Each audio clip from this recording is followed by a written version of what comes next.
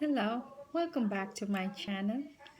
You are watching Unleash English, and I am your favorite teacher, your Bong Mom teacher, analyzing certain literary pieces for you. Now, in this series, we have already done Shakespeare's Macbeth's Act 1, Scene 1. And due to the overwhelming response, I thought of going ahead with the second important scene from the play, which is not the second, but sort of a very important scene from the play, which is the banquet scene. Now, before I start the class, I'm just hoping that every one of you stay safe, you are having a very nice day, and I hope that together we defeat this apocalyptic hour. Anybody who wants to go back and sort of look at the other videos that I had posted, please go ahead and do that. Please leave your valuable comments on that. I had covered quite a few literary topics, including Elizabethan sonnets, James Joyce's Araby, Wordsworth's poem, and of course, Act 1, Scene 1 from Shakespeare's Macbeth. Now, before I start the lesson, or rather the discussion, the usual thing once again, if you like my videos, please like. If you are new to the channel, please subscribe and please leave your valuable comments. It doesn't matter whether you are critical about my classes or whether you appreciate my efforts. Your comments are really valuable for me.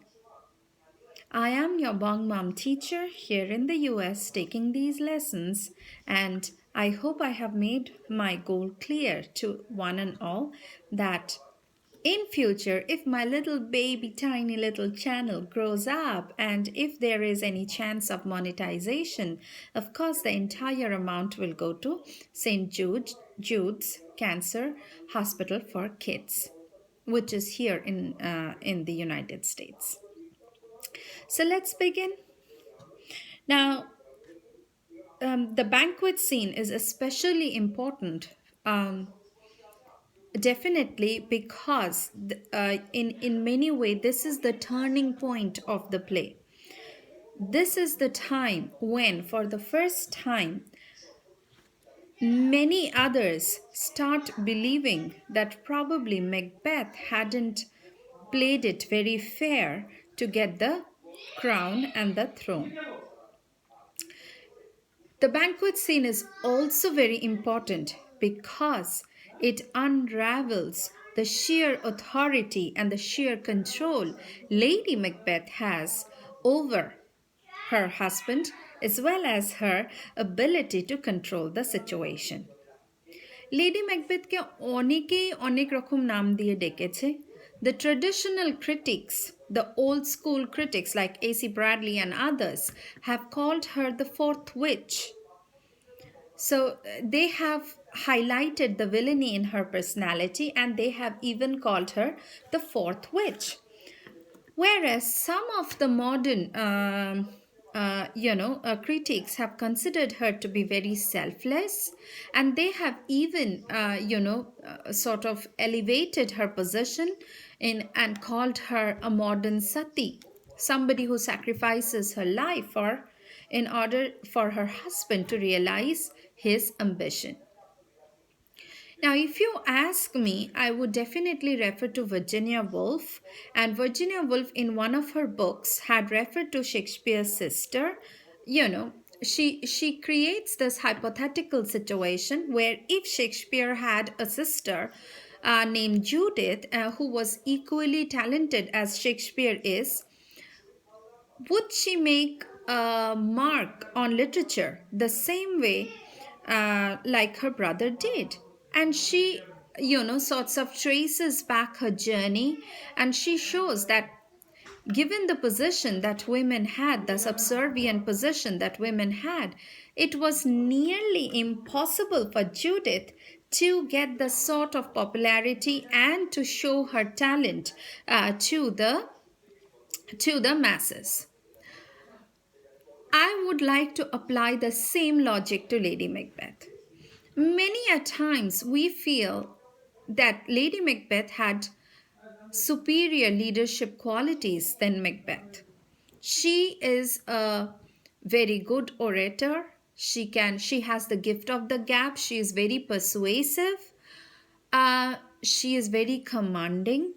And at the same time, she has the ability to assess a situation and take control of it. Of course, she does not has the imagination of Macbeth or the chivalry of Macbeth, but she definitely qualifies to be a better leader than Macbeth, a better diplomat and a better politician than Macbeth. However, at that time, women had no way in which they could climb the social ladder.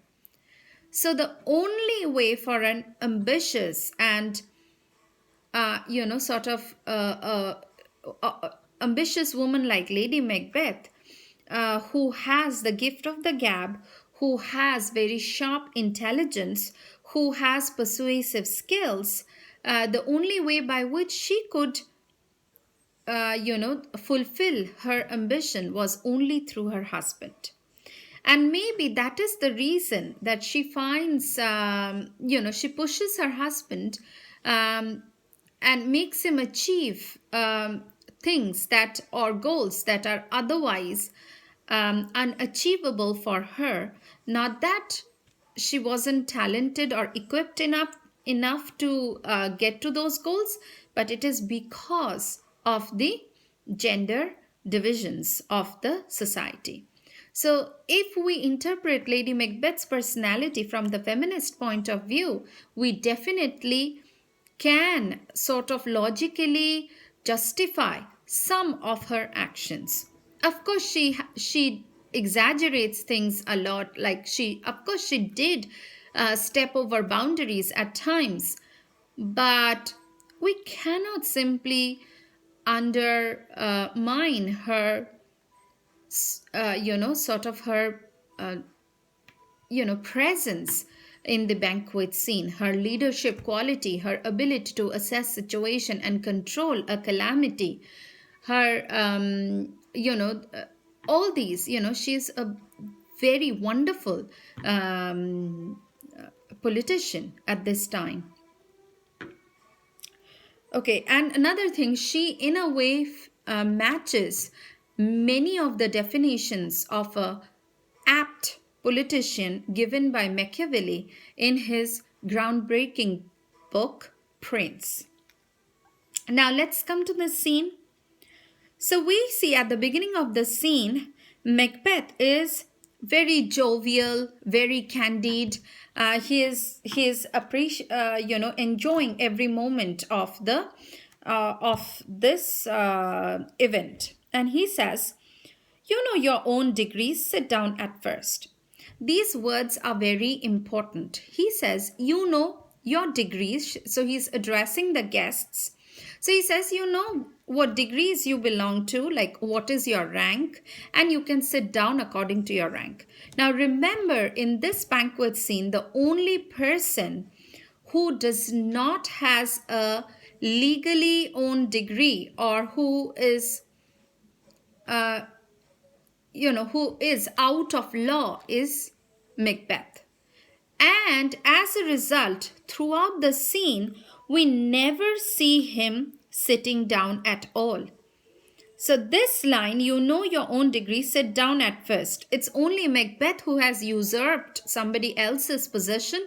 As a result, there is no place for him to sit in his own banquet. Macbeth.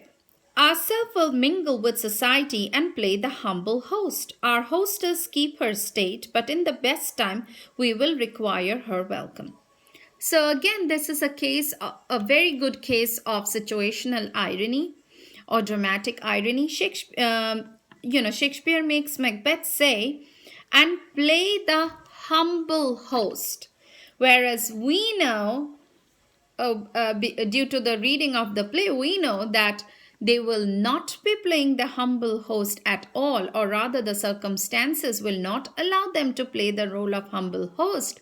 Rather, they will be the one who would divulge a lot of uncomfortable secrets and thereby destroy the peace and the order of this entire banquet.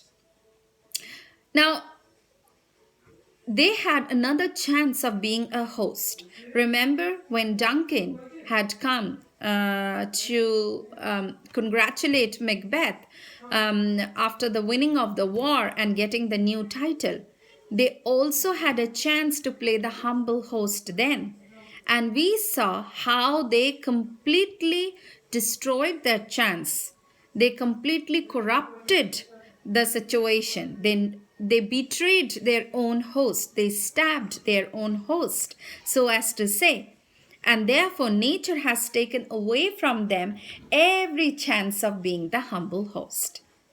I'll keep it till here for today's class. We will continue with the banquet scene in our next class. Please join me.